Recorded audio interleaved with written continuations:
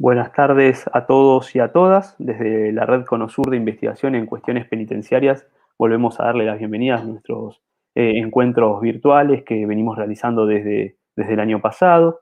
Para el encuentro de hoy, nuestra intención es conversar con Jorge Paladines. Jorge es profesor de la Universidad Central del Ecuador y precisamente la convocatoria a Jorge tiene que ver con pensar algún investigador local que esté trabajando fuertemente en el tema de prisiones y que haya estado bastante atento durante el último tiempo a brindarnos información y miradas posibles sobre no solo las masacres que ocurrieron en las prisiones ecuatorianas en las últimas semanas, sino también cómo tratar de pensar esas masacres vinculadas con las falencias y las vulneraciones a derechos humanos estructurales en el sistema penitenciario ecuatoriano y los modos de gestión de esos espacios. Como ustedes saben, la red Conosur es un espacio construido por investigadoras y investigadores de Argentina, Uruguay y el sur de Brasil, pero que tiene una vocación de tratar de pensar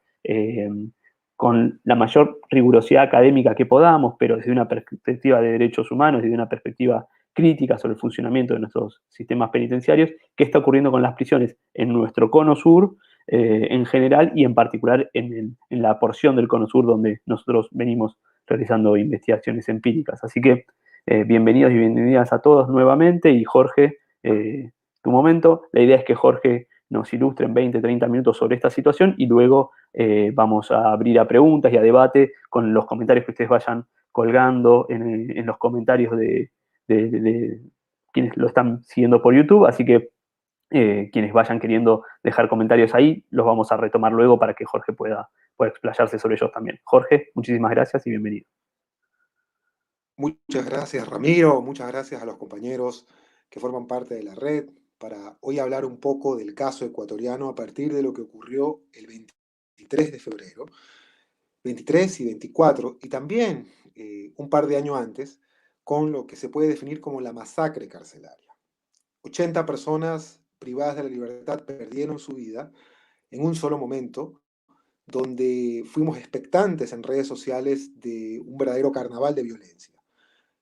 Comienzo diciendo que esta masacre hay que leerla de manera bifronte, es decir, de un lado lo que implica, un poco usando el nombre de aquel gran libro de John Howard, del estado de las prisiones en Ecuador, y de otro lo que tendría que ver con la explosión de una forma de criminalidad organizada, entendiendo que también hay complejas definiciones dentro del entender del crimen organizado.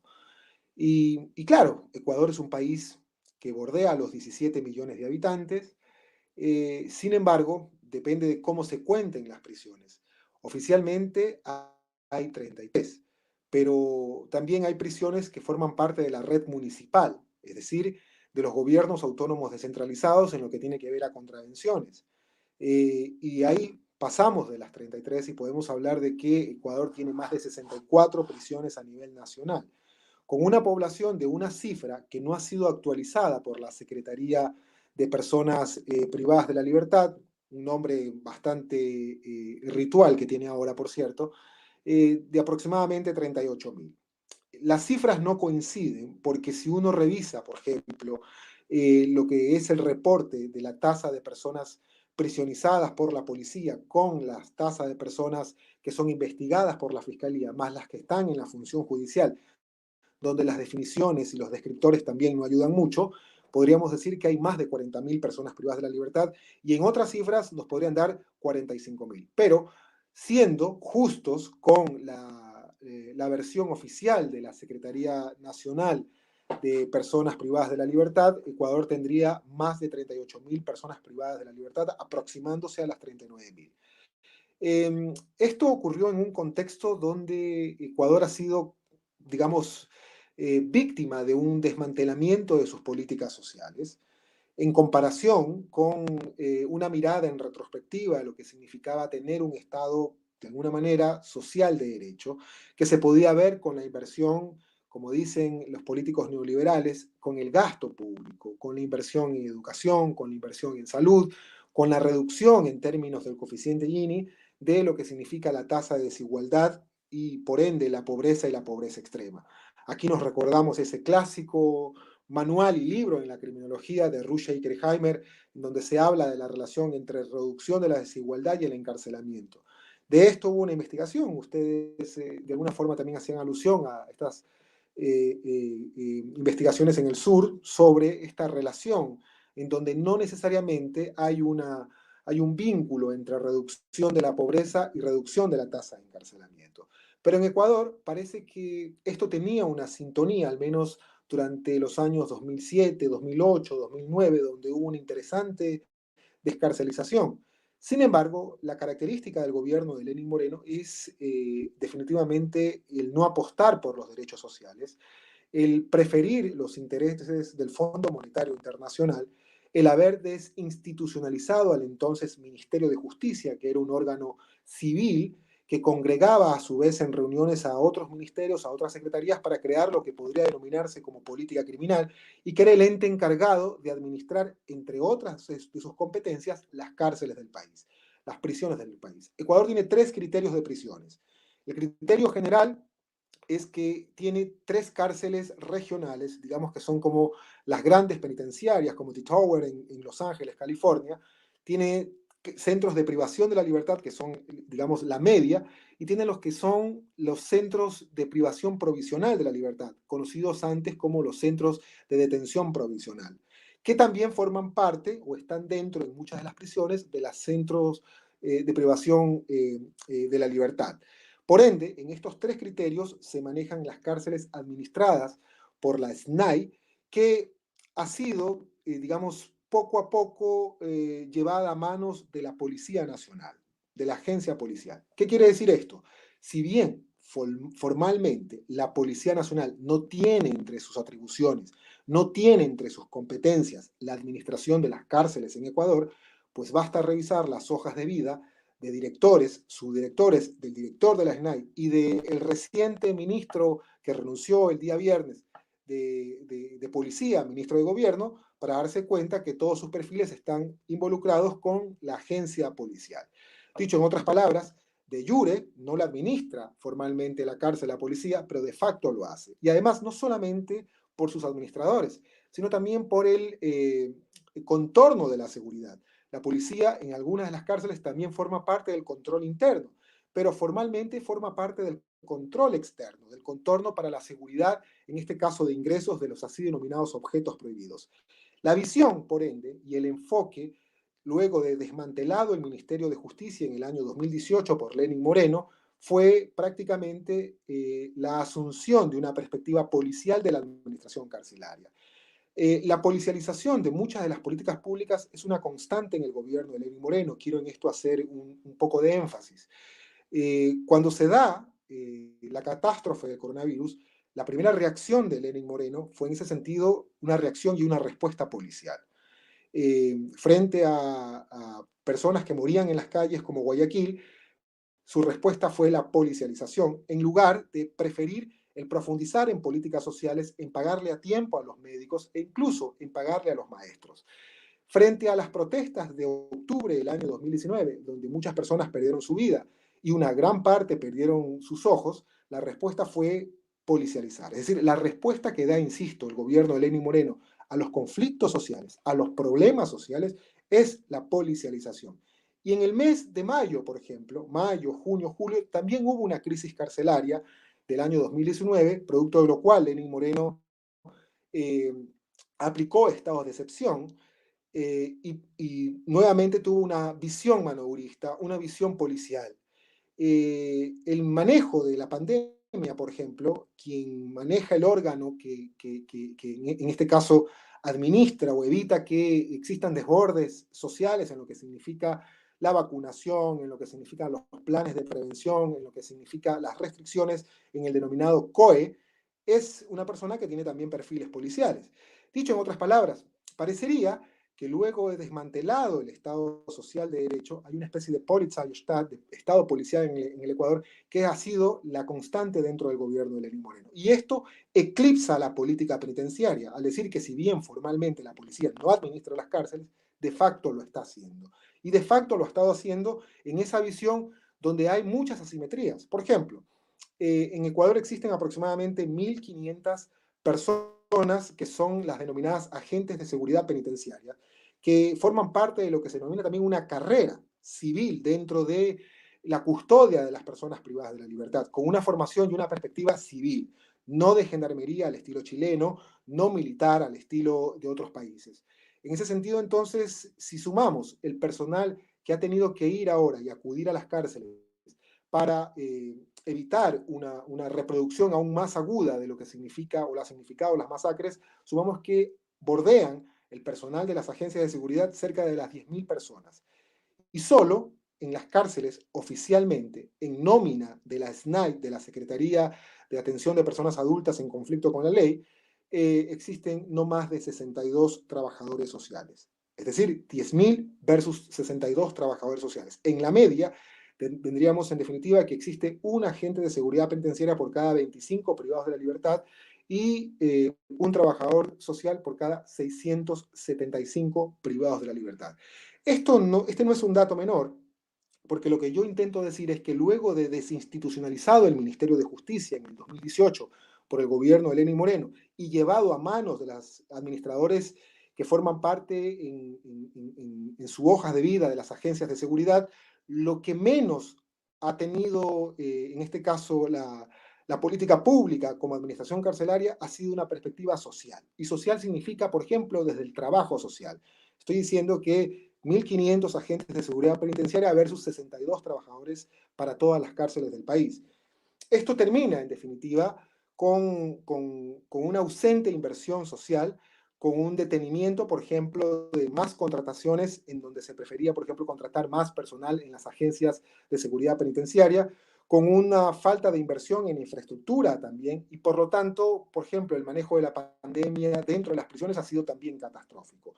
No solamente extramuros, porque hay un problema en la actualidad también sobre la débil y la lenta vacunación en el Ecuador, además de los escándalos que tienen otros países también con las denominadas vacunaciones VIP.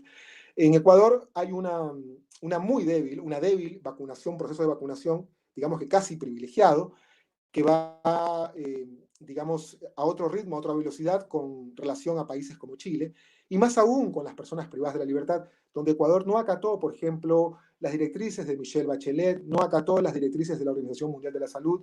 Las personas privadas de la libertad, en términos de política pública, no han sido de las prioridades del gobierno de Lenín Moreno. En el año 2019, ya hubo masacres muy parecidas a las del 23 de febrero. Estoy hablando de mayo y de junio del 2019, con características como degollamientos, con personas decapitadas, con una especie también de carnaval de violencia que terminó filtrándose en redes sociales. Sin embargo, la magnitud y profundización de esta masacre adquiere características bastante horrorosas el 23 de febrero de este año. Por eso, sumada a la debilidad y al desmantelamiento institucional de la política penitenciaria, si se le puede llamar política penitenciaria, Ecuador adopta, como casi todos nuestros países, la falacia conceptual de la rehabilitación. Sabemos que la rehabilitación técnicamente no existe, la rehabilitación es un concepto médico, pero además las reglas mínimas para el tratamiento de los reclusos, que se supone se revisan cada 5 años, el último congreso fue en Qatar, este año debió haberse también tratado lo que debía asumirse el año pasado y se va a conversar otra vez en Tokio para ver qué otras cosas se les puede adicionar a las reglas mínimas para el tratamiento de los reclusos, adoptan esa visión y básicamente dejan grabado en piedra dos conceptos. Primero, que la rehabilitación no se discute y segundo, que la pena no es tortura. Por lo tanto, también Ecuador forma parte en su constitución de la inscripción de un concepto que termina siendo falaz, pero que además crea un sistema, entre comillas, penitenciario que se burocratiza. Y, por ejemplo, para quienes terminan haciendo las carpetas y el litigio en la denominada prelibertad, se encuentran con nudos críticos como, por ejemplo, las carpetas para las personas privadas de la libertad. La calificación de esas carpetas que están centralizadas en la capital de la República, en Quito. Estoy diciendo que las carpetas, la vida de las personas que tienen ya cumplida un 60% de la pena y que conforme el Código Orgánico Integral Penal tienen derecho a la prelibertad, terminan siendo otra vez subjetivamente analizadas en Quito, y digo subjetivamente porque en Quito, en la capital de la República, terminan discutiéndose si se hicieron o no los cursos deportivos, si se hicieron o no los cursos culturales, si es óptima o mínima o muy óptima o muy buena la valoración de estas carpetas, para luego ser discutidas ante un juez de garantías penitenciarias y, en definitiva, ese juez ser informado por un reporte de las SNAI que termina calificando y por ende valorando si la persona privada de la libertad accede a los así denominados beneficios penitenciarios. Por ende, esta reglamentación de la que termina complementándose la norma del Código Orgánico Integral Penal hace de que exista en la actualidad una gran cantidad de personas que sobrepasen el 60% el cumplimiento de la pena, que legalmente deberían estar fuera de las cárceles, que tienen derecho a la prelibertad y que no están. Las primeras personas en saber en sus derechos son las personas privadas de la libertad, no solo los abogados, no solo los defensores públicos. Y por ende sienten también que hay una burla en sus derechos, sienten también que están defraudados por parte del Estado Constitucional de Derechos y Justicia y que la norma poco o nada se cumple. Además, Ecuador es un país que incrementó sus penas y estamos hablando de que si contemplamos de que más de 30 años puede decirse criminológicamente que se habla ya de una cadena perpetua, pues Ecuador tiene también penas de 40 años. Por lo tanto, hay regímenes dentro de la privación de la libertad que no solamente van de mínima, sino también de máxima seguridad.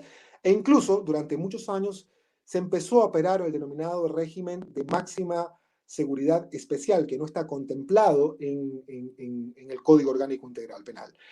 Sumado, en este caso, los problemas de la burocratización de los derechos de las personas privadas de la libertad, hay un fenómeno que termina también, insisto, siendo bifronte, que no son dos caras necesariamente de una misma moneda y que va a complementarse y agudizar la crisis carcelaria en el Ecuador, que es la explosión de una nueva forma de criminalidad, como lo diríamos en el lenguaje criminológico colombiano, de nuevas BACRIM, de bandas criminales organizadas, en esta categorización entre bandas, carteles y crimen organizado. Pues como ustedes saben, las definiciones de crimen organizado de los años 50 son distintas a las que luego se les hace del derecho penal como Macht Apparat, como aparatos organizados de poder, pero que además son insuficientes para poder analizar, por ejemplo, la gran criminalidad financiera, la gran criminalidad de los grandes organismos que terminan embargando, hipotecando los derechos y despolitizando los estados, en donde tendríamos que repensar el Estatuto de Roma, donde tendríamos que repensar,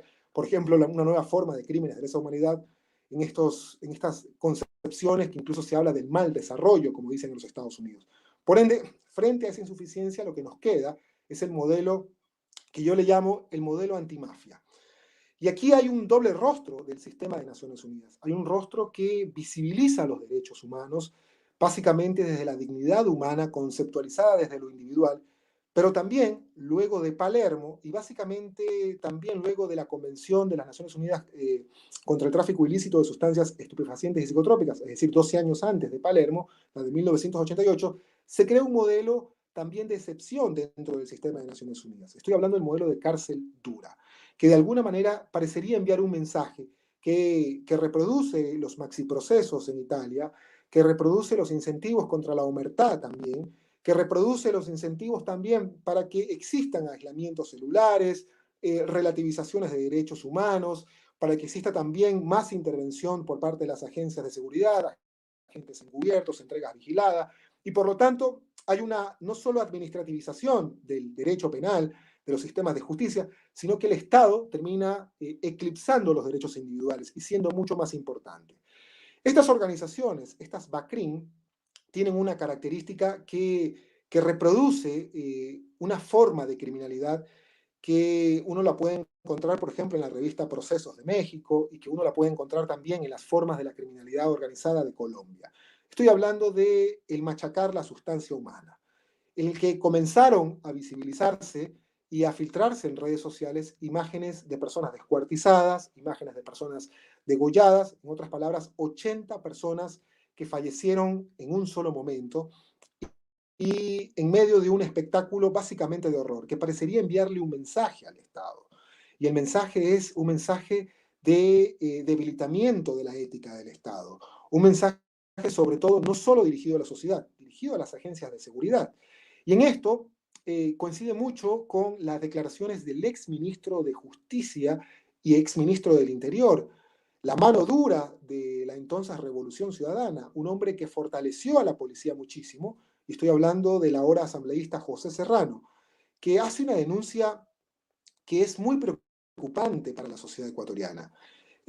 No solamente por su involucramiento histórico con las agencias de seguridad, con el Estado duro, sino también porque parecería que él lo que está diciendo es, y de hecho lo dice así, que el Estado ecuatoriano y que por lo tanto malos miembros de las agencias de seguridad estarían pactando con las organizaciones criminales a partir de lo que fue la liberación de uno de los líderes de estas bandas criminales, que debió haber estado 20 años privados de la libertad, pero que se le redujo de forma extraña la pena y que luego terminó beneficiándose de esta reducción a partir de dos enclaves. El primero de ellos es el denunciar y el dar nombres de otras organizaciones criminales, y el segundo elemento es generar una especie de tranquilidad o pacificación dentro de las cárceles. Estamos hablando de una especie de pax mafiosa. Si si esta denuncia del asambleísta José Serrano tiene asidero y va más allá de lo que alguien podría denominar una una teoría de la conspiración, parecería entonces que el Ecuador está cursando un nuevo capítulo en su historia. Un capítulo que se le parece al capítulo mexicano, un capítulo que se le parece al capítulo colombiano de los años 80, de la era de la violencia. Ecuador, geopolíticamente, es un país que no solamente tiene interés las organizaciones criminales para poder exportar básicamente cocaína hacia los Estados Unidos, sino también es un país que geopolíticamente tiene interés los mismos Estados Unidos. Es decir, desde el año 2006, pero sobre todo durante el gobierno de Lenín Moreno, hay muchos memorándum de entendimiento en la nomenclatura estadounidense entre la Guardia Costera de los Estados Unidos y la Armada del Ecuador para interceptar embarcaciones que salen con cocaína. Estamos hablando de pescadores artesanales que son seducidos y llevados a las redes de algunas de las organizaciones criminales que deciden operar en el Pacífico Sur, en el Pacífico ecuatoriano, colombiano y centroamericano, para llevar cocaína hacia los Estados Unidos. Aquí hay un hecho interesante, porque el estudio de las prisiones y el estado de las prisiones en sí no solamente compete al locus en cuanto al territorio, el estado de las prisiones también corresponde al mar. Estoy hablando de que en Ecuador los ecuatorianos no solo son detenidos en el Ecuador, sino que también son detenidos en embarcaciones militares de los Estados Unidos. Estamos hablando de prisiones flotantes. Si alguien recuerda aquella película de Ben-Hur, que en realidad nunca existió en el Imperio Romano, en realidad existió en el Medioevo, a través de deportaciones.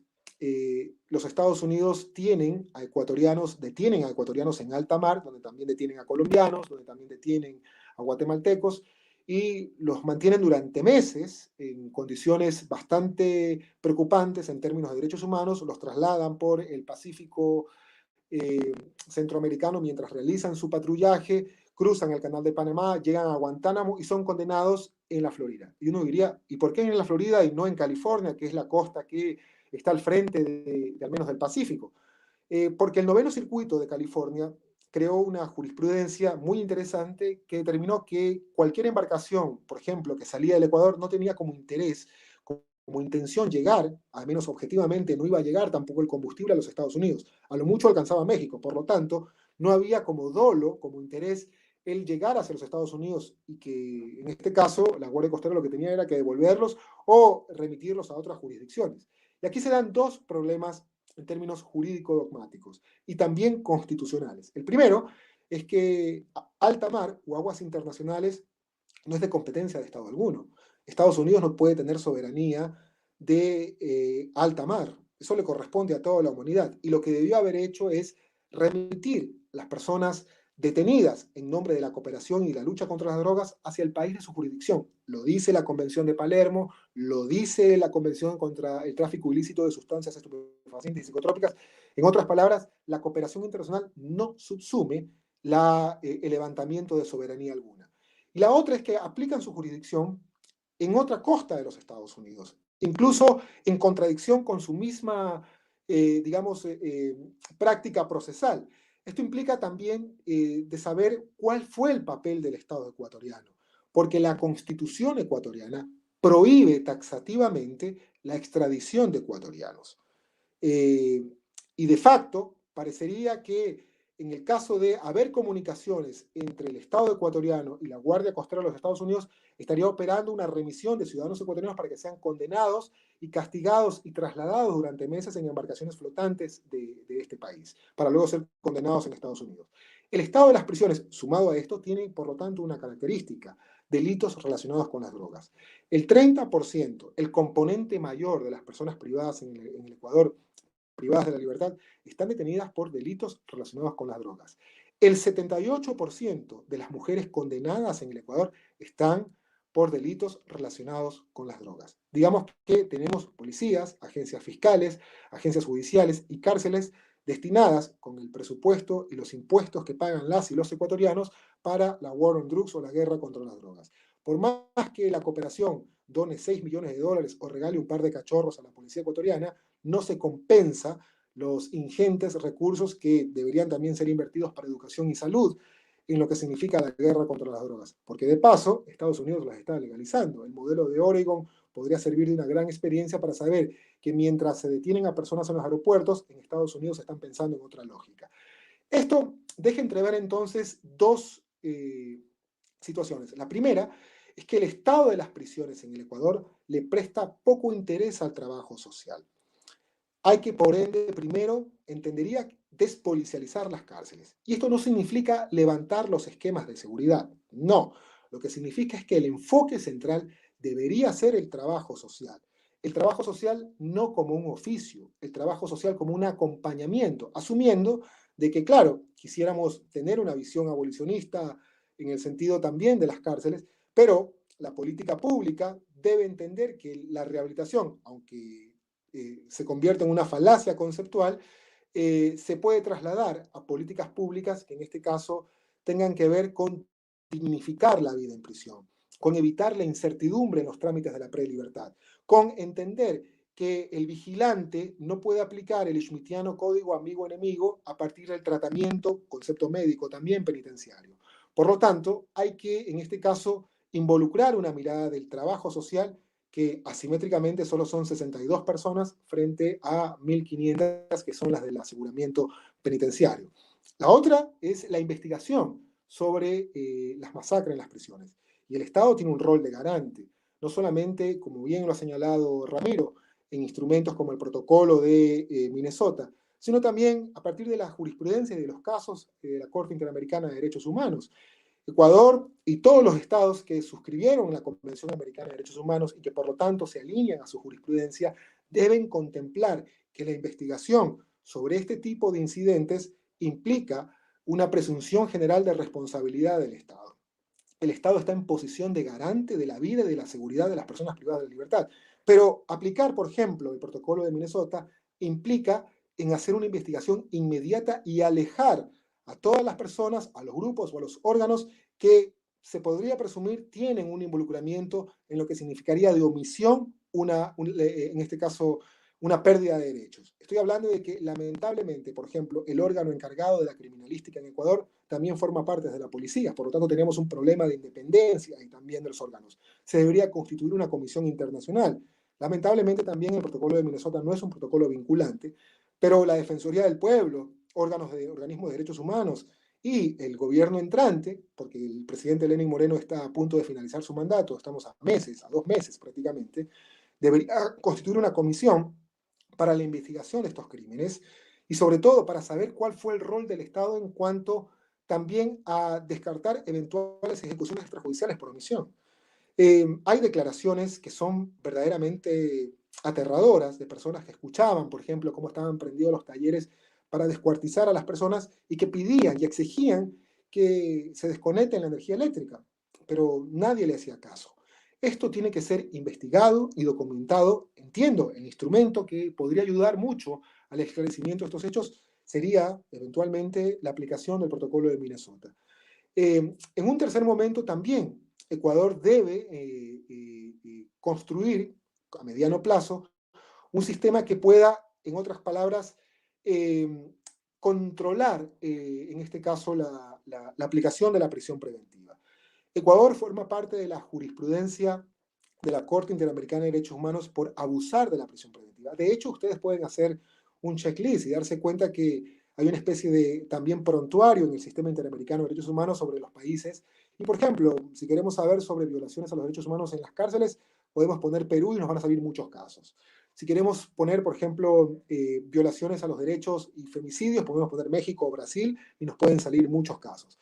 Pero si quieren poner sobre la relación entre prisión preventiva y delitos relacionados con las drogas, basta con que solo pongan Ecuador y se van a dar cuenta que la mayor cantidad de casos por lo que el Estado ecuatoriano ha sido condenado es precisamente por el abuso de la prisión preventiva. Casos como Trivi, Soles Rosero, Acosta Calderón, Chaparro Lapo, Herrera y otros, Herrera del 2016, no más recientemente, dan cuenta que la aplicación de la prisión preventiva termina construyéndose sobre bases verdaderamente peligrosistas y abusivas, arbitrarias por parte de los organismos judiciales. No solamente por un fiscal que de forma arbitraria la solicita, sino también por un juez que de forma arbitraria la aplica. En ese sentido, un gran componente, si bien no es el mayor, estoy hablando de una relación que ya parecería convertirse en un 50-50, pero es 40-60 de personas privadas de la libertad están todavía bajo el estatuto de la prisión preventiva. Una gran parte, la que está condenada, fue condenada con plea bargain, con procedimiento abreviado. Es decir, Ecuador comparte una dinámica preocupante en términos jurídico-penales, en términos procesales y también criminológicos, de personas que todavía están bajo el estatuto de la prisión preventiva y de personas que fueron rápidamente condenadas, en donde todavía nos quedan interrogantes de saber si es que esos procedimientos se aplicaron conforme también el debido proceso, conforme también el Estado de Derecho. A esto, los delitos relacionados con las drogas, que forman parte, como dije, de un 30% del componente de las personas privadas de la libertad, que me parece Ecuador debería también sintonizarse con lo que están haciendo otros países de la región. Estoy hablando de la regulación social, de lo que significa la política de drogas. No estoy hablando de la regulación en términos neoliberales, como lo está haciendo Canadá, por ejemplo. Yo creería que hay un modelo un poco más apegado hacia los derechos sociales, que uno podría estar mirando en ese sentido al sur, mirando al Uruguay, con todas las dificultades. También podría ser muy prematuro hacer una evaluación, pero Ecuador tendría las pautas, porque además es el único país que reconoce en su constitución, no con el fallo Arriola, no con la sentencia de 221 en Colombia, no con la jurisprudencia mexicana, está en su constitución. Y la Constitución ecuatoriana en el artículo 364 prohíbe taxativamente la criminalización de personas usuarias de drogas tanto lícitas como ilícitas. Y proscribir la criminalización significa atacar el estatuto jurídico penal por el que siempre terminan siendo detenidas, por la posesión. El Estado ecuatoriano tiene en ese sentido un problema también con la evaluación o la valoración de la posesión, que es prácticamente poco probada en los procesos penales. La posesión se relaciona básicamente con las cantidades, de saber si una persona tuvo una relación con 20 gramos, con 30 gramos, pero no se entiende los presupuestos de la acción. Hay una reciente directriz por parte de la Corte Constitucional que lo que dice es darle legitimidad a una política de umbrales, pero que no ataca los fundamentos en sí de la posesión que todavía están encriptados en el Código Orgánico Integral Penal y que permite a las agencias de seguridad y justicia detener al 30% de personas, a un gran componente de personas privadas de la libertad, por ejemplo, sin haber comprobado fehacientemente si se trataba de tráfico, sino simplemente por una relación de posesión más gramos y sustancias. En definitiva, Ecuador tendría, en este caso, insisto, políticas que por ahora podrían verse de mediano, de corto y sostenibles. Las sostenibles es que tendríamos que quitarle la base económica al crimen organizado. De lo contrario, nos va a quedar discutir en el Ecuador de la otra cara del sistema de derechos humanos, de la cara antimafia, de la cara de la cárcel dura, de la cara en donde, si ustedes revisan, por ejemplo, la Convención de Palermo o la Convención contra el Tráfico Ilícito de Sustancias Estupefacientes y Psicotrópicas, la cantidad de veces de que se habla de la extradición. Frente al problema carcelario, algún gobierno, esperemos que no el siguiente, podría decir que se siente incapaz de administrar las cárceles y que le entrega a sus detenidos hacia otros países para que los condenen. Bueno, Ecuador ya tiene una tradición con el caso Julian Assange. En ese sentido, entonces, hay que tener mucho cuidado con la discusión de la definición, no solamente en términos de supuesta sensibilidad política del crimen organizado, sino cómo termina influyendo esto en los sistemas procesales y de ejecución penal. Estoy hablando de no solo jueces sin rostro, no estoy hablando de solamente de testigos de identificación reservada, no estoy hablando de propiciar más discrecionalidad policial, tendríamos que pensar en despolicializar al proceso penal también, sino el construir un régimen de excepción dentro del sistema penitenciario. Sistema, si es que lo tenemos, en realidad no lo tenemos. Ecuador no tiene políticas sociales de acompañamiento en régimen de posliberación. No existen sistemas de acciones afirmativas que puedan incidir, por ejemplo, en el empresariado para contratar a personas privadas de la libertad. Tampoco existen políticas que puedan prohibir fehacientemente de que cualquier discriminación en la fase de posliberación sea sancionada en ese sentido. No tiene bonos tampoco, incentivos económicos, llamadas bolsas de empleo o mal llamadas bolsas de empleo para personas privadas de la libertad. El régimen post-liberación no ha sido un régimen estudiado. No ha sido un régimen tampoco, en términos de política criminal, puesto en marcha, ni tampoco termina siendo efectivo. Es una parte muy abandonada en lo que significa la política social, el desmantelamiento del Estado social de derecho, producto de las políticas en favor del libre mercado del presidente Lenín Moreno. Frente a esa política sostenible, que habría que acompañarla con quitarle la base social a las bandas criminales organizadas, que se habla de aproximadamente 17, habrían políticas a mediano plazo que tienen que ver con la reinstitucionalización, la reingeniería del así denominado modelo penitenciario, que significa, por un lado, quitarle el pesado trabajo que han fracasado las policías. Creo que esa relación policía-persona privada de la libertad le ha hecho mucho daño al Ecuador. Alguien podría decir, bueno, necesitamos más policías para las cárceles. ¿Qué más policías van a meter? Han metido toda la policía que han podido y han tenido esa explosión de violencia. ¿Qué más policía quieren meterle a las cárceles? Ya no resiste más. Al contrario, hay que irnos en la otra dirección. Hay que cambiar el concepto con el concepto del trabajo social en la privación de la libertad. Y eso significa involucrar el acompañamiento de la vida, no convertir al trabajador social en un carpetero, un archivador, sino convertir el parámetro, por ejemplo, de la prelibertad en un parámetro cierto, en un derecho, no en una dádiva que termina burocratizándose en la capital de la República, sujeta a discrecionalidad, sujeta al decisionismo de los burócratas. Y a corto plazo podríamos pensar inmediatamente, sabemos que no son políticas sostenibles, sabemos que son políticas importantes, pero que no son suficientes. Sin embargo, que Ecuador tenga que tomar el camino nuevamente de un indulto. Y estamos hablando de un indulto, por ejemplo, al 50% de personas, a las personas que han cumplido, por ejemplo, el 50% de la pena, en delitos que alguien podría discutir no son graves en términos políticos criminales. Estamos hablando de las personas privadas de la libertad por delitos relacionados con las drogas, a todas las mujeres con hijos, a las personas que tienen enfermedades preexistentes y que tienen un mayor, por ende, riesgo frente a la pandemia, frente al coronavirus. Estamos hablando de delitos menores, estamos hablando de personas que han tenido una relación, en este caso, con microtráfico, tráfico a mínima escala, que no genera un problema y que más bien habría una presunción de que podría ser eventualmente hasta un falso positivo. Una persona detenida funcional y ante los medios de comunicación como traficante, pero que en otras instancias podría ser incluso confirmada su inocencia. Estamos hablando entonces que en definitiva el estado de las prisiones en el Ecuador tiene que ver y hay una íntima relación con una base, y por eso la pregunta de este foro, de esta invitación a conversar, con una base estructural. Lo que ha pasado en el Ecuador está íntimamente relacionado con el desmantelamiento del Estado social de derecho y que de esto, de esa responsabilidad, de esa investigación que tiene que levantarse, no en términos solamente de derechos civiles y políticos, hay una responsabilidad del gobierno actual en lo que significa el no haber apostado, el no haber invertido. Porque me parece que tenemos que empezar a quitarnos de la cabeza esta idea de que el mal desarrollo, de que la pobreza es un accidente del destino, de que el fracaso de los sistemas penitenciarios es simplemente la aplicación de una mala política pública porque no hay dinero. Tenemos que empezar a entender que la miseria también es planificada, de que las políticas neoliberales que generan miseria, que generan el desmantelamiento del Estado social de derecho, es algo plenamente deliberado.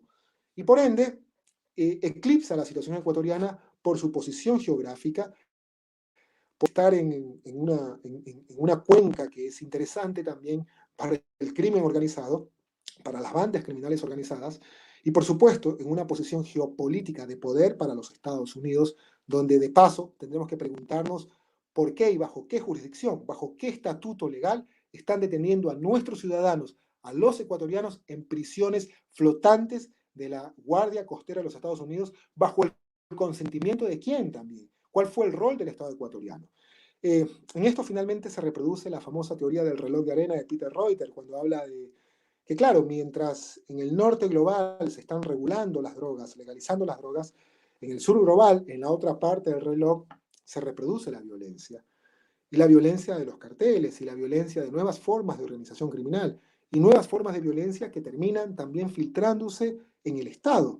La expresión de la masacre carcelaria en el Ecuador es sin duda la expresión de clásicas organizaciones que parecerían estarle enviando un mensaje a un especial destinatario. Y el destinatario es doblegar la ética del Estado. Si es así, si esta va a ser la conclusión, el Ecuador tendría dos salidas: convertirse en un Estado fascista de una vez por todas, aplicar el estatuto de mano dura, cárcel dura, maxi procesos, la antimafia, o por otro lado, si se corroboran las denuncias, por ejemplo, del asambleísta José Serrano, exministro de Justicia, exministro del Interior, hombre duro que fortaleció a las policías, podría ser el Ecuador eventualmente convertirse, insisto, en un narcoestado. Creo que frente a esas dos posibilidades nos queda como salida el respetar la legalidad, el respetar el Estado de Derecho, el apostar por un Estado social de derecho que implique el cambiar y transformar la visión de la represión hacia el Estado social también dentro de las cárceles, el generar de alguna forma un parámetro de inclusión social y por supuesto el no dejar en impunidad esta masacre de 81 personas, depende cómo se las cuente también, porque murieron el 23, murieron el 24, de 81 personas en lo que va del año, en lo que significa verdaderamente un carnaval de horror. Muchas gracias. Muchas gracias a vos, Jorge. Muy, muy interesante realmente. Si te parece, bueno, toma un poco de agua para, para recuperar, pero si te parece, podemos avanzar con algunas preguntas. Podemos armar una suerte de bloques de preguntas, si te parece, y vos contestás dentro de ese bloque lo que a vos te parezca. Sobre todo porque hay un primer bloque que podríamos tratar de reunir, que tiene que ver con alguna de las interesantes aproximaciones que vos hiciste a la emergencia de backcrims o de bandas criminales en el afuera y su inserción en el espacio carcelario también en el Ecuador, ¿sí? Y ahí, primero, Waldemar Klaus, de la Universidad Nacional del Litoral, preguntaba precisamente si esas BACRIM tienen algún grado de inserción en el sistema carcelario ecuatoriano y en el caso de que lo tengan, en qué ámbitos se desarrollan y qué tipo de relación mantienen con las autoridades penitenciarias. Y eso ya está de algún modo indagado en el sistema ecuatoriano. Yo ahí me preguntaría también qué de esos primeros trabajos de Jorge Núñez siguen presentes hoy, de allá lejos, por finales de la primera década del siglo XXI, digamos. Eh, y avanzando en este mismo tema, algunas de las cuestiones que vos comentabas le permiten a Mauricio Manchado de la Universidad Nacional de Rosario preguntarse si te parece que además de los problemas estructurales que las cárceles ecuatorianas tienen y que vos nos has desarrollado hoy, identificás o identifican ustedes desde el Ecuador, quienes vienen estudiando el tema de las prisiones y de estas masacres que emergieron ahora de un modo bastante poco coyuntural, como vos nos proponías. Mauricio se pregunta si es posible pensar como un factor determinante para estas masacres ciertas modificaciones en los acuerdos informales que ya detenidos y servicio penitenciario tuvieran entre ellos, ¿sí? Si tal vez esos acuerdos se hayan modificado en el último tiempo y eso pueda haber generado este tipo de masacres. Y en parte eso también lo pienso a partir de eh, apenas emergió el caso, esto es más mío, digo, pero apenas emergió el caso ecuatoriano, uno pensó rápidamente en los casos de las grandes masacres en las cárceles brasileras, por caso las cárceles paulistas, con el primer comando de la capital, y una parte importante, no digo todos, pero una parte importante de los académicos brasileños estarían bastante de acuerdo en pensar que el vínculo entre facciones y grandes masacres está más asociado con la inestabilidad de las facciones, los momentos en los cuales las facciones están disputando su espacio contra el Estado, pero también entre facciones, más que cuando la facción logra consolidarse. Como que habría, con la consolidación de esas facciones, una disminución al menos en las masacres. Esto al menos lo sostienen algunos de los de los académicos brasileños. En todo caso, preguntarte sobre estas cosas que proponían Waldemar, sobre relaciones entre autoridades penitenciarias y personas detenidas o y facciones, y Mauricio en esto de si puede haber habido un quiebre en esos acuerdos informales y ese quiebre puede haber generado la emergencia de estas facciones. Bueno, sobre estas dos preguntas hay un hecho importante en el Ecuador, que me parece que ahora existiría tal vez una especie de velo mediático, no se les quiere dar como más profundidad a este tema. Y estoy hablando de la denuncia que hizo el día viernes, si mal no recuerdo, 25 de febrero, el ex ministro del Interior, José Serrano. Para ponerlo en contexto, José Serrano fue ministro manodurista dentro del gobierno de Rafael Correa. Y manodurista significa el hombre de hierro, ¿no? Eh, Dentro de él hubo una visión, por no decirlo, por decirlo en otras palabras, represiva también, que coincide con el aumento de la tasa de encarcelamiento en los últimos años del gobierno de Rafael Correa. Y claro, él también se ufana de tener esa visión, de haber tenido esa visión represiva, porque fortaleció a las agencias de seguridad. De la policía ecuatoriana es de las policías mejor pagadas, ¿no?, en el Ecuador. Eh, y esto implica de que Ecuador tiene más personal policial que médicos de carrera en los hospitales. O sea, estamos hablando ahí de hay una desigualdad enorme. Eh, pero las declaraciones de él son importantes porque él tiene una relación histórica con la policía. ¿Mm? Y él denuncia la liberación del líder de la banda más importante dentro de las cárceles y la que podría llamarse la banda criminal más importante también extramuros en el Ecuador. ¿Sí? El líder de esa banda fue liberado fue liberado en junio del año 2019 y fue asesinado el 28 de diciembre del año, perdón, en junio del año 2020 y fue asesinado el 28 de diciembre del año 2020. La muerte de este líder, en la teoría de las agencias de seguridad, es lo que va a generar una disputa de ese espacio que él deja a manera de Pablo Escobar dentro del Ecuador y por ende las cárceles ecuatorianas. Y aquí hay una especie de subgrupos. Se divide la organización criminal que él estaba liderando y hay una disputa de ese liderazgo. Esa es la versión oficial, es la versión policial. Curiosamente, lo que subraya José Serrano, el ministro del Interior, es que existieron 40 alertas, porque también el sistema penitenciario tiene un sistema de inteligencia penitenciaria. Si uno revisa la nómina, por ejemplo, de la SNAI, uno va a encontrar personas que están recibiendo sueldo, y yo no sé si eso debería formar parte también de la transparencia, pero, pero hay personas que tienen sueldo para hacer monitoreo y vigilancia e inteligencia penitenciaria. Es decir, no es tan cierto que se desmanteló todo eso, ¿no? Hay una relación histórica entre ese personal en nómina del SNAI con la policía, porque además el director del SNAI es una persona íntimamente involucrada con las agencias de seguridad. El ex ministro, el recientemente renunciado ministro de gobierno, fue jefe de la policía antinarcóticos. Es un hombre que, muy apreciado por la DEA. En ese sentido, entonces, lo que denuncia José Serrano es que existieron 40 alertas previo a la masacre. ¿Qué quiere decir? Que el sistema de riesgos estaba en pleno conocimiento el Estado, que el Estado sabía de que existían posiblemente eventuales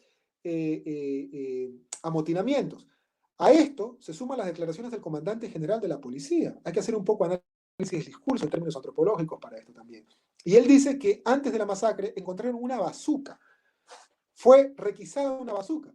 Lo dice incluso antes de haberse generado la masacre del 23 de febrero. Él dice, encontramos una bazuca antes de la masacre. Es decir, estamos hablando de que las organizaciones criminales que articulan y que están plenamente comunicadas dentro de las prisiones tienen un alto poder bélico al punto de casi meter un tanque de guerra. Pero no es tan grave solamente que exista esa capacidad por parte de las organizaciones criminales dentro de las cárceles ecuatorianas que operan en las cárceles ecuatorianas. El problema es que el Estado, en la versión de José Serrano, estaba en conocimiento de esto. Y ahí es donde él dice, existieron 40 alertas El Estado estaba, por ende, plenamente informado y él hace hincapié en un funcionario donde al parecer tendrían las organizaciones criminales una especie de connivencia y que esto generó, por un lado, que existe información para poder desarticular otras bandas y por otro, mantener la paz. ¿Sí? Pero la forma en que se desarrolla esa denuncia dejaría entrever que en Ecuador habría una especie de pax mafiosa. Entonces, estamos alejándonos del parámetro del Estado de Derecho. Esto tiene que ser investigado. Las denuncias de José Serrano como ministro del Interior deben ser analizadas y deben, en el caso de ser judicializadas, que entiendo tiene que tomar ese curso, decirse de quiénes son los funcionarios que estarían en este caso involucrados con las organizaciones criminales que trabajan dentro de las cárceles. No solamente por esa denuncia, por la misma versión del comandante general de la policía. El sistema de riesgos estaba en pleno conocimiento de esto. Pero aún más, las declaraciones que se dieron en el momento de la masacre de funcionarios que escuchaban que los talleres, por ejemplo, de carpintería, estoy hablando de la cárcel del Turi, la otra regional en el sur del Ecuador, estaban funcionando con energía eléctrica y que pedían que desconecten la energía eléctrica y que nadie quería hacerlo. Entonces, esa inacción podría ser leída en enclave de una omisión impropia. Jurídicamente estaría el Estado incumpliendo un deber y ese deber lo llevaría a sentarlo al Estado ecuatoriano y a los responsables no solamente ante indemnizaciones de esas familias, sino también ante tribunales de justicia, en este caso, a quienes hayan por esa inacción no haber actuado, no haber develado el motín, porque lo que se le exige es develar el motín en términos militares. En otras palabras, haber apaciguado los ánimos y en este caso impedido que se desate esa ola de violencia. ¿Cuántas horas transcurrieron desde que se empezaron a escuchar los primeros gritos, las primeras personas asesinadas, hasta que definitivamente la policía tomó el control en las cárceles? Eso es un tema que deberían preguntarse también muchos criminólogos y sobre todo la Administración de Justicia en el Ecuador. ¿Cuántas horas pasaban? Los medios de comunicación, el diario El Universo, que es una especie de diario El Clarín también ecuatoriano, reportó que el día sábado 26 de febrero la policía pudo entrar con el ejército con un gran contingente. 5 días después. ¿Eh? Sabemos que a pocas horas también entró ya la policía y pudo tomar el control, pero también hubo incidentes de masacres al siguiente día. Es decir, ¿cuándo mismo el Estado tuvo el control de todo esto? El Estado está capacitado para, entrenado para tener acciones y estrategias contra motines. ¿Por qué se permitió no solamente de que existan 80 asesinatos, personas descuartizadas, personas degolladas? ¿Por qué el Estado también no solo debió entrar por proteger a quienes estaban indefensos, debió proteger al resto de las 38.000 personas privadas de la libertad? No solamente en un afán de intentar creer que el Estado tuvo miedo, como dije alguna vez en una declaración, que el Estado se sintió acorralado también, que el miedo le llegó, entender que tal vez ese fue el mensaje. Por ende, la pregunta de Valdemar, las declaraciones de José Serrano, ex ministro del Interior, dejarían entrever que hay una infiltración de las organizaciones criminales en el sistema penitenciario. Pero para esto me parece que hay que tener dos dedos de frente. Con toda la seguridad, con toda la policialización del contorno de las cárceles, con toda la administración bajo el enfoque obtuso de la seguridad policial, con todos los agentes de seguridad penitenciaria, adentro hay celulares, adentro hay armas. Y por último, sin ningún aspaviento, dice el comandante general de la policía, encontramos una bazuca. ¿Cómo entró eso? Por telepatía. Y eso entra por la descomposición también del personal de seguridad. Así que frente a la pregunta de Valdemar, yo lo invitaría a que revise las declaraciones de José Serrano y posiblemente con esas declaraciones él tendría ya ahí algunas pistas para levantar una investigación, un indicio de que habría una infiltración. Sobre la pregunta de Mauricio, si se modificaron estos acuerdos. Claro, en la misma teoría de la seguridad policial, la muerte del ex líder de la banda de los Choneros, el 28 de diciembre del año 2000, dejó ese espacio, dejó esa grieta. Por lo tanto, dentro de las organizaciones criminales se rompió esta especie también interna de pax mafiosa y abrió una disputa por el liderazgo. Eh, esa disputa los lleva también a generar enfrentamientos, rivalidades, que estarían asociadas con carteles mexicanos y que a su vez esos carteles mexicanos buscarían también espacios dentro de las cárceles ecuatorianas. Uno podría ver que dentro de las filmaciones que empezaron a aparecer en redes sociales, algunas de ellas mostraban banderas como la mexicana. Eh, por ahí hay algún compañero que delira y que quiere hacer teoría del delito escuchando a Wagner o la Valquirias, y me parece que habría que entender esto tal vez con las canciones o la música de brujería de México. Creo que habría que entenderlas de otro lado. Y sobre Jorge Núñez, bueno, lamento decirte que Jorge Núñez falleció, ¿no? Eh, pero las investigaciones interesantes de Jorge Núñez sobre la prisionización en Ecuador destacan también esta línea antropológica de subjetividades, de cómo comulgan, digamos, estas formas de etnográfica de poder ver a la privación de la libertad en términos de nuestra, digamos, de este proceso inaudito también de regionalización. Podemos llamarlo racismo, en otras palabras, porque en el Ecuador hay un proceso inaudito, regional. Ecuador se divide en dos regiones, lamentablemente, decirlo como ecuatoriano, costa y sierra. Esto se parece un poco al proceso inaudito también de regionalización que tiene Bolivia entre los estados que forman parte de la media luna, los departamentos y los otros. Y esto implica también que la composición de la población privada de la libertad tenga también algunas características de que se construya un otro también, ¿no? De que los criterios de peligrosidad, que algunos de los policías siguen estudiando, todavía se basen en función también de esos criterios y esos patrones que reproducen y agudizan el racismo en el Ecuador. Por lo tanto, cualquier ciudadano podría asumir también ese racismo inorgánico, como lo diría Viviorca, y creer que un colombiano es más peligroso que un ecuatoriano, que un venezolano es más peligroso que un ecuatoriano, que un costeño es más peligroso que un serrano. Y con esto, con la reproducción de las masacres y de la violencia vivida vivida el 28, el 23 de febrero, se profundiza aún más ese racismo, ese proceso inaudito de regionalización, usando un poco las investigaciones de Jorge Núñez, porque apuntan más hacia la costa, apuntan más hacia Manabí, apuntan más hacia un enfoque de subculturas criminales que agudizan aún más esto que queremos superar también como sociedades, que es sin duda el racismo llevado a planos político-criminales, llevado a planos de investigación policial, sin duda. Muchísimas gracias, Jorge. Antes de pasar al segundo bloque, sumo una pregunta de Luis Antonio Boquies de la Universidad Católica de Pelotas en Brasil, que vuelve a preguntar un poco más, tal vez que quieras profundizar algo sobre esta idea de las masacres como mensaje, y él lo piensa nuevamente en relación con la experiencia brasilera. ¿Hasta qué punto a vos te parece que estas masacres, perdón, pueden ser leídas más como un mensaje hacia el Estado que como un mensaje entre bandas? Pregunta Luis.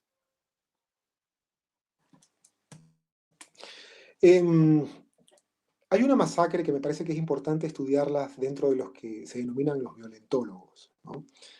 Eh, Lamento a veces ver entre mis colegas, para estudiar criminología, a veces tenemos compañeros policías que quieren ser criminólogos y compañeros criminólogos que no cuestionan el trabajo policial porque de alguna forma también tienen vínculos burocráticos con ellos.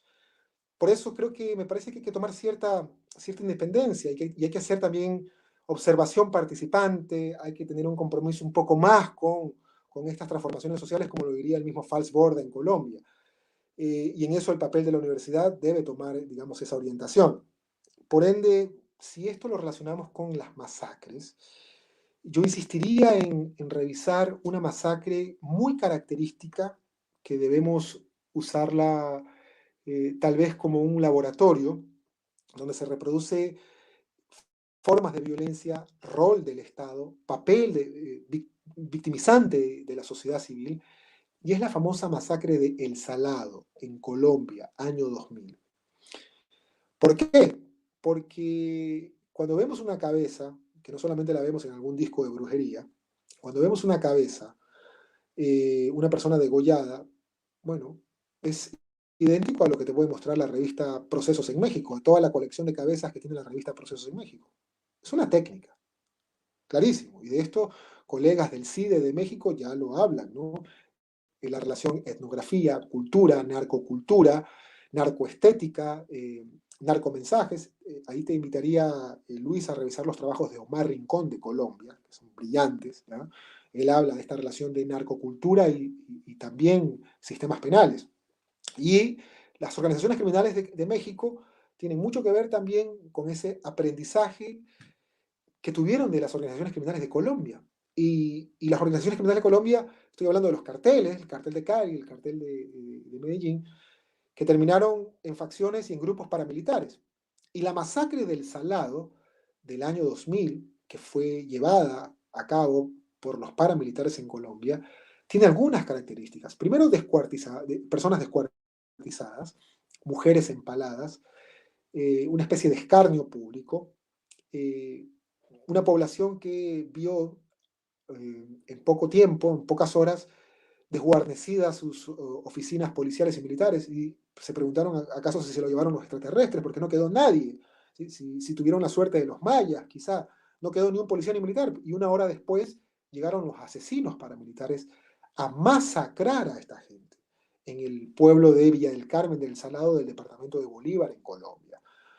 Esta masacre que reproduce lamentablemente esta geografía del dolor en América Latina, no es una masacre que se le parece a formas de amotinamiento, a otras formas que son características, digamos, en las crisis carcelarias. Estoy hablando, pensando tal vez en el Carandirú en Brasil, estoy pensando tal vez en el Frontón en el Perú.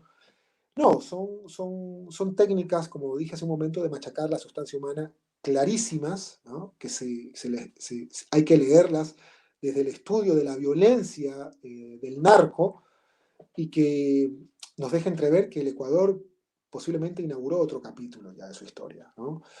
Siempre se ha hablado en la política ecuatoriana de que Ecuador es una isla de paz, de que Ecuador es un país más próximo a ser la Suiza de América. Eh, Primero, la posición geográfica de Ecuador no lo favorece. Y creo que en estos momentos los sistemas de inteligencia del Perú y de Chile están muy preocupados por lo que ha pasado en Ecuador, porque no quieren tener como vecino a Ecuador. El gobierno ecuatoriano dice que no quiere ser como Venezuela. Yo creo que ningún país en estos momentos quiere ser como Ecuador, ¿no? Eh, y esto implica, insisto, el separar dos cosas que no pueden ser llevadas desde una misma política. ¿Por qué?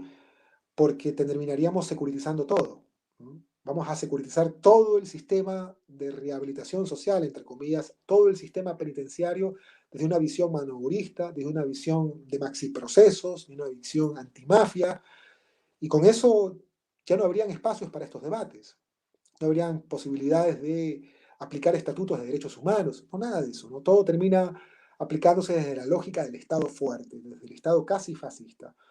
Creo que hay que separar el estado de las prisiones, la situación de las personas privadas de la libertad en su relación con la administración carcelaria, y otra cosa es tratar los fenómenos de esta nueva explosión, no tan nueva, en realidad ya ha venido desde hace muchos años antes, pero que termina estallándole en la cara a la sociedad ecuatoriana el 23 de febrero.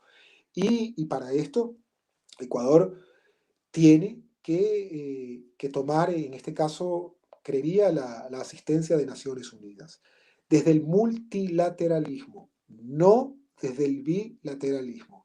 Si queremos hablar de la criminalidad organizada desde el bilateralismo, terminamos perdiendo nuestra soberanía, porque vamos a terminar extraditando a nuestros Chapos Guzmán, a nuestros Pablos Escobares hacia otros países. Terminamos con nuestra jurisdicción, terminamos con nuestra soberanía. El bilateralismo en materia de políticas de seguridad le ha hecho mucho daño al Ecuador. Pero creería también que esto tiene que ver con el renovar también el papel de lo que significa el trabajo policial. Tenemos que pensar seriamente en una reforma policial en el Ecuador, que renueve, insisto, la confianza de la ciudadanía, que haga que la policía sea ciudadana, no centralizada, no monárquica, que acabemos con ese modelo y que se involucre esa policía con las nuevas transformaciones sociales, que esos ojos que se cayeron en Colombia, en Chile, en Ecuador y en Bolivia no se cayeron solos, tienen muchas características. Y eso implica de que tenemos que repensar nuestro modelo de seguridad y nuestro modelo policial. La policía está desbordada en sus atribuciones, ¿no? Y está desbordada porque en Ecuador no solamente la criminalística, la investigación civil del proceso penal está en manos de la policía, de facto están en las cárceles. Y también la política, en este caso para niñas, niños o adolescentes en conflicto, niños, estoy hablando de adolescentes en conflicto con la ley, que debería formar parte de una visión más de la inclusión social, desde un Ministerio de Bienestar Social. Eh, Hay demasiadas competencias, demasiadas atribuciones que le está desbordando. Vamos a tomarlo por el buen sentido. La está desbordando sus capacidades. Y las que ha tenido ha fracasado.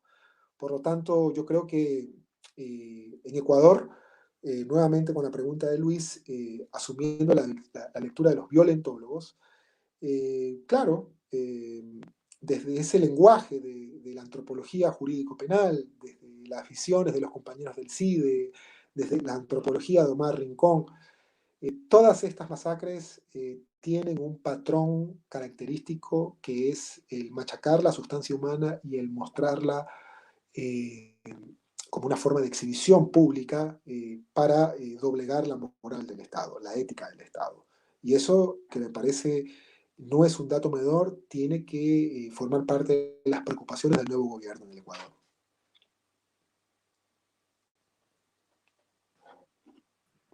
Muchísimas gracias, Jorge. Si te parece, hacemos un último bloque con 3 preguntas o 3 reflexiones que precisamente tratan de volver sobre esto último que vos estabas diciendo, sobre posibles modelos penitenciarios para el Ecuador a partir de ahora, sobre todo desde lo que vos identificás como un fuerte proceso de politización que vivieron los sistemas penitenciarios ecuatorianos. Ahí, si te parece, Jorge, te leo 3 reflexiones y vos reunís y haces una contestación completa todo eso. La primera es de Ana Viña, de la Universidad Nacional, perdón, de la Universidad de la República en el Uruguay, y Ana dice que, bueno, vos precisamente mencionás un proceso de politización en las cárceles del Ecuador en los últimos años, si es posible identificar en periodos anteriores un modelo distinto, más orientado al servicio social, o si en todo caso lo estás proponiendo como un modelo hacia futuro. David Andrade Terán se pregunta, o te pregunta a vos, en todo caso, cuál es tu opinión sobre qué tan efectiva es la idea de mantener a las cárceles como un mecanismo de rehabilitación y si no se debería pensar en algo más efectivo que este sistema de castigo, y en todo caso vos ahí completás a tu parecer a qué va David con la idea de efectividad. Y por último, Olga Espinosa, de la U de Chile, nos pregunta, bueno, primero te felicita por tu minuciosa reflexión para un tema tan complejo y luego se pregunta si es posible imaginar, te parece, para las cárceles ecuatorianas o mejor dicho, a las cárceles ecuatorianas como espacios de ejercicios democráticos.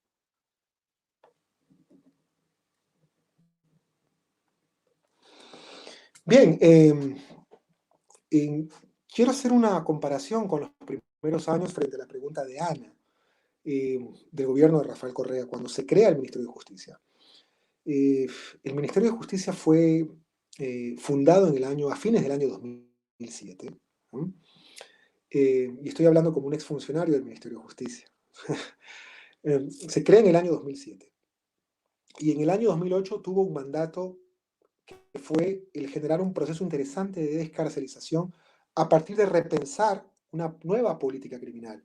Es decir, no discutir esto que lo podemos encontrar en los textos de Garland, que lo podemos encontrar en los textos de Bacán, que significa el analizar las causas finales y las causas próximas del encarcelamiento, sino en crear procesos de sostenibilidad para la descarcelización en el Ecuador, ¿no? Para un poco empatar esa relación entre reducción de la desigualdad y reducción de la tasa de encarcelamiento. Estoy diciendo que muchas veces no hay una relación, ¿no? Podemos encontrar países que le apuestan a procesos sociales, que sin embargo tienen una mirada muy punitiva. Saludos a mis amigos de Cuba. Pero bueno, entonces en ese sentido yo creo que hubo un proceso interesante en los primeros años del Ministerio de Justicia, a partir de lo que se denominó como el indulto a las mulas del narcotráfico. Estoy hablando de 2.300 personas, una gran cantidad de mujeres que fueron liberadas el 4 de julio del año 2008, fecha que coincidió con la declaración de independencia de los Estados Unidos. Me parece que estaban muy contentos también los Estados Unidos con eso, la DEA sobre todo.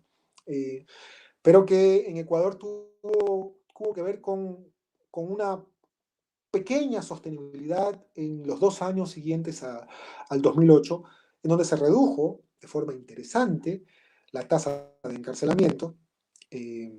Estamos hablando de que prácticamente el haber golpeado en este caso, en haber relativizado la política de drogas, fue tocar el nervio de la criminalización, el nervio del sistema penal y por lo tanto el nervio del encarcelamiento. Sí, tocar la política de drogas es el nervus rerum de la cárcel.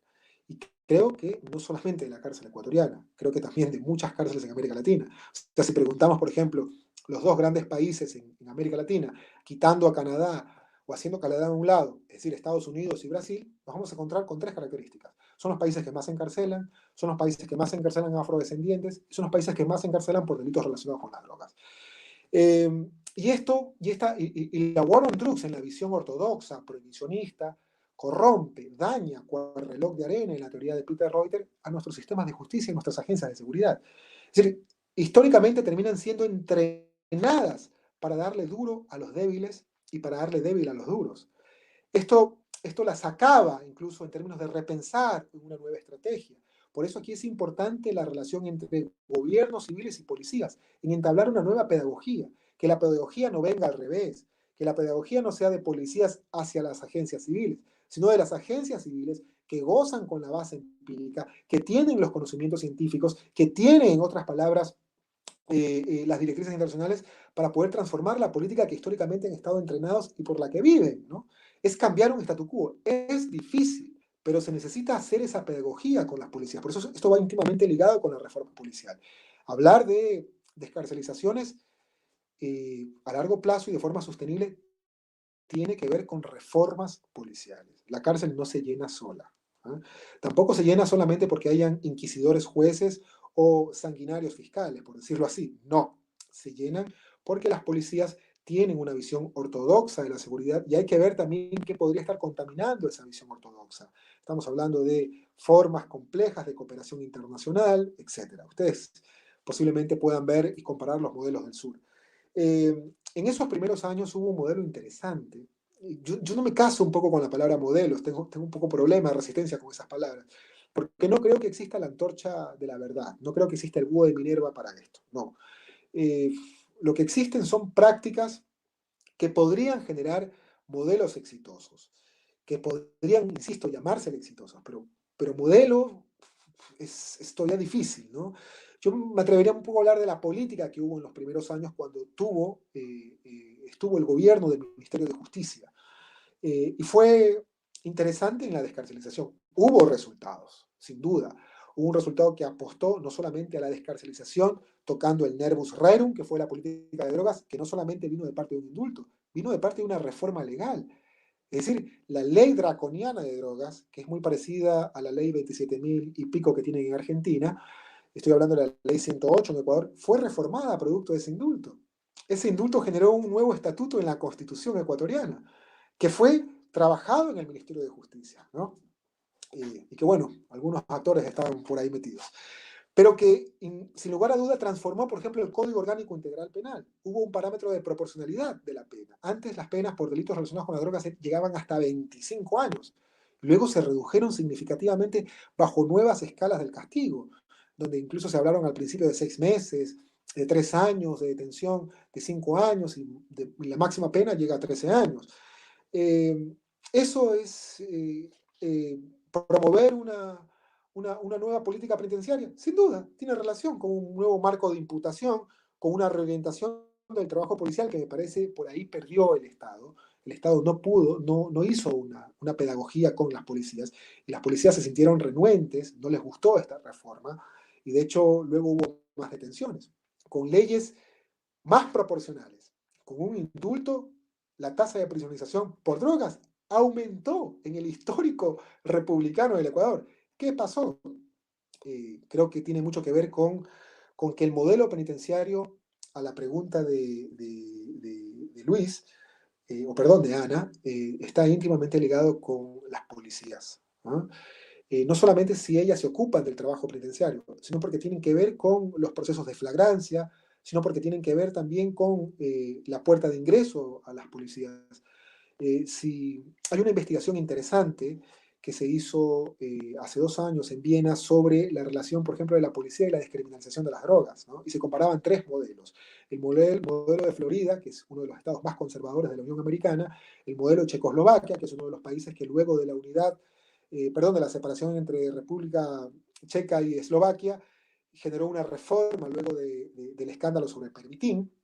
Y el otro es Nueva Gales del Sur en Australia, uno de los estados que ha tenido una de las altas tasas de criminalización también y de prisionización.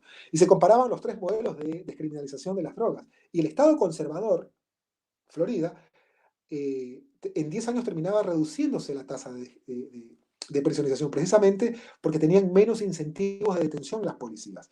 En el estado, por ejemplo, en Checoslovaquia era igual, pero en Nueva Gales del Sur, donde hubo más discrecionalidad para la policía en el marco del llamado proceso de descriminalización del cannabis, se duplicó la tasa de encarcelamiento por delitos relacionados con las drogas. Es decir, más discrecionalidad de las policías en el marco de la descriminalización significó tener más presos en Nueva Gales del Sur. Sobre la pregunta de la efectividad entre rehabilitación y castigo, claro, va a ser muy difícil que una política pública le llame política de castigo, porque en el fondo es eso. O sea, si nosotros queremos hablar de rehabilitación desde lo óntico, desde lo que te podría decir Nils Christie o el mismo Roger Matthews, recientemente desaparecido también, es castigo. Si uno quiere verlo, castigo en el marco de la ley, fuera de la ley, independientemente de eso, es castigo, ¿no? Claro, digamos que en ese castigo hay una forma de recuperar las capacidades y de promover progresivamente la libertad. Por eso las penas altas no ayudan, porque además no solo terminan deprimiendo, en términos de la literatura de Byung-Chul Han, a una persona privada de la libertad, sino que terminan haciendo que el sistema fracase y se convierta en una especie de bicicleta estática. Las penas altas no ayudan. Imagínense las discusiones en otros países para las personas que, y no con esto quiero hacer una comparación, por supuesto, pero para las personas que cometen delitos como asesinato. Están hablando de que la pena es de 4 o 5 años. Y alguien diría, sí, pero eso en otros países. Acá estamos en otro continente y ellos son otro tipo de ciudadanos y nosotros otros. Sí, pero la discusión pasa por saber si es que las penas altas, las penas grandes, generan, digamos, un mensaje en términos de prevención tanto general positiva o negativa. Y la verdad es que no. La verdad es que terminamos por reproducir en realidad una especie de inocuización del delincuente, de la persona privada de la libertad. Es decir, la sociedad quiere dar y mostrar esa cara de manobrista, esa cara de castigo total a las personas privadas de la libertad, de extraerlas de la sociedad. Y eso hay que tener mucho cuidado, ¿no? Porque también está empatado con el discurso de los medios y todo esto que ustedes lo ven seguramente en términos criminológicos. Pero recuperar las capacidades implica, para tener, digamos, una aproximación a una política social de la privación de la libertad, el darle un enfoque desde el trabajo social. Y esto no lo digo porque quiero seguir simplemente apoyando a mis amigas y amigos de la Escuela de Trabajo Social de la Universidad Central, porque además creo que las universidades, sobre todo públicas, que las que juegan un rol importante, tienen mucho que hacer aquí, un compromiso de la academia, ¿no? No la academia para levantar los egos académicos, sino una academia comprometida con lo que se denomina el vínculo a la comunidad. Porque además el trabajo social no ha sido, creo que, lo suficientemente percibido en el caso ecuatoriano. Se cree que el trabajo social es un oficio que invita a reflexiones desde la psicología, por ahí la psiquiatría. A veces creo que algunos psicólogos quieren ser también psiquiatras. No sé, me quedan dudas si la psiquiatría es una ciencia. Pero de otro lado también tienen ustedes instructores deportivos. No, estoy hablando del trabajo social como profesión. Estoy hablando del acompañamiento de las personas privadas de la libertad y de sus familias, del reporte de novedades, en lo que se denomina dentro de las tendencias del trabajo social, en lo que significa, insisto, levantar las energías, de quitar esa palabra del índice de peligrosidad y promover las energías. ¿Ya? Y no estoy hablando desde el discurso del yoga tampoco, las energías en términos conceptuales del trabajo social, que significa acompañarla, hacer estudios sobre las energías de las personas privadas de la libertad, que significa a su vez el saber, por ejemplo, territorialmente hacia dónde tienen que enfocarse las políticas sociales. Es decir, la cartografía criminológica no debe servir solo para construir mapas de zonas rojas. La cartografía criminológica debe servir fundamentalmente para saber que las personas que van a las cárceles vienen de segmentos socioeconómicamente, de territorios socioeconómicamente vulnerables. Y hacia ahí tienen que apuntarse las políticas sociales. Que cuando un alcalde quiera construir una cancha, no tiene que hacerlo por la simpatía de su electorado, tiene que construir la cancha, porque además está pagada por todo el pueblo, en los lugares donde se necesitan y se reporta esa cartografía de vulnerabilidades de personas privadas de la libertad. creo que la posibilidad de tener una política de privación de la libertad social tiene como eje transversal el adoptar la matriz del trabajo social. ¿Ah? Y con esto, insisto, no quiere decir que se tienen que desmontar los sistemas de seguridad, no, pero ese tiene que ser el centro de la política carcelaria, el trabajo social. Y ahora estamos hablando de que entre personal penitenciario y policías estamos bordeando las 10.000 personas que están en la esfera de seguridad de las cárceles. Y solo hay 62 nominalmente de trabajo social, trabajadores sociales. Y digo nominalmente porque creo que habría que ver también si son profesionales como trabajo social o simplemente están trabajando bajo el título y el rol del trabajo social. Con esto terminaremos cayendo más como Condorito. Pero finalmente, la pregunta de Olger sobre los espacios democráticos, interesante tu pregunta, porque ustedes están entrando a un proceso posiblemente de profundización en la discusión constituyente. Las personas privadas de la libertad del Ecuador, desde la Constitución del 2008, que es la que tenemos vigente, desde la Revolución Ciudadana, eh, permite que las personas privadas de la libertad que todavía no han sido condenadas puedan votar. Es decir, que no se, en este caso, se suspendan sus derechos políticos. Luego podemos comenzar a discutir, por ejemplo, incluso la posibilidad del sufragio, de la no restricción de derechos políticos, más allá de la privación de la libertad en condena. Me parece que hay posibilidades de discusión interesantes, ¿no? Sobre todo con la sentencia que es muy polémica contra el expresidente Rafael Correa, donde se dio una situación bastante interesante para tematizarla. Eh, en las campañas actuales están mostrando la imagen del expresidente Rafael Correa y algún juez dijo, no, porque él fue condenado, está prohibido mostrar su imagen. En realidad la sentencia no dice eso. La sentencia restringe derechos políticos al expresidente Rafael Correa, pero no prohíbe si un ciudadano quiera mostrar la foto del presidente Rafael Correa en campaña. Eso no está prohibido. Es decir, no se maneja la imagen. Y esto implica volver al debate de los derechos políticos sobre una persona que ha tenido una sentencia condenatoria en el Ecuador.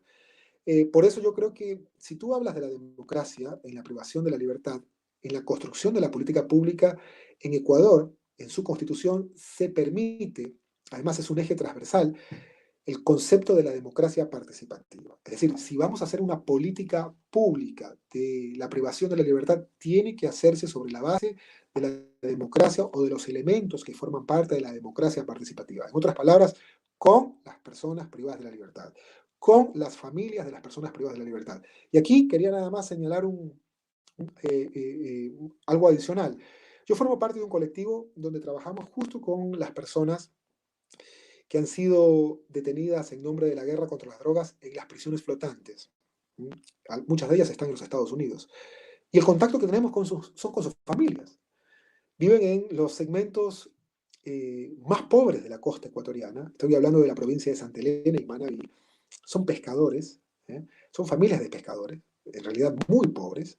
Cuando uno ve esos rostros, uno ve la pobreza.